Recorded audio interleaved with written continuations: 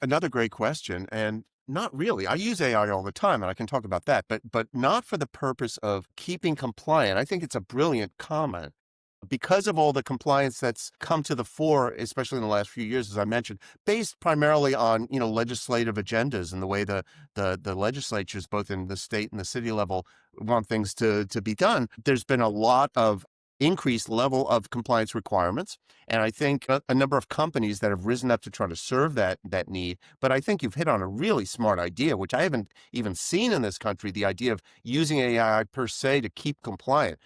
Really smart, Alex. No, It's I something think we we should. do. We do for our clients. Actually, we can build a sort of a compliance workflow where it just automatically keeps on top of all the different regulations and how they're changing. And you said you subscribe to Well, a service understood. I that mean, yeah, keeping track of the regulations is one thing. There's implementing them and keeping on top of them per your particular kind of building. That a generic source is not going to be enough. I mean, as I mentioned, there are companies that will do compliance for you, but learning our clientele from the way we know them, very hard to do, I would think. And for AI to do it without really digesting our portfolio, so to speak, I think that would be hard too. But I guess, of course, you could feed the portfolio into AI to let it help you.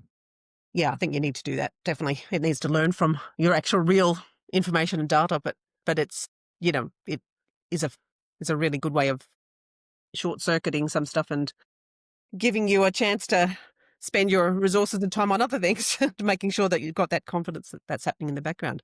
But I guess it'd be interested in your thoughts about, you said you're already using AI for some things. Be interested in where you're using it. Is it in your writing or your? All of the above. So I'm using it every day. I would say the overriding way I'm using it is to get smart fast. So I know things, but I don't know everything. I know, what is it? A little bit, a lot. And so if you want to really go deep and have a better understanding of whatever the topic is, I'd find AI incredibly useful. It's like, give me a briefing, write me a page on this kind of dense topic that I don't really know much about. And to get a summary in seconds, it's like, wow. Other things that I do is I use it to write legal documents. So, I used to draft them from scratch, or I'd go find a form and modify it. But now I can say, give me a New York State limited power of attorney. Again, knocks it out in seconds. And of course, I edit it. I don't just take it and give it away. But to get me up to speed fast like that, instead of having pay due respect to human beings, instead of paying another human being to give me a draft, AI can do it instantly. Other examples are company policies. So, we have a fair-sized employee manual here. There's all kinds of things that come up all the time that we have to explain to people about how to do the job. A simple example is standard operating procedures. So I've been doing this 20 years. I know how. I invented a lot of the ways we do things. So of course I know how to do it.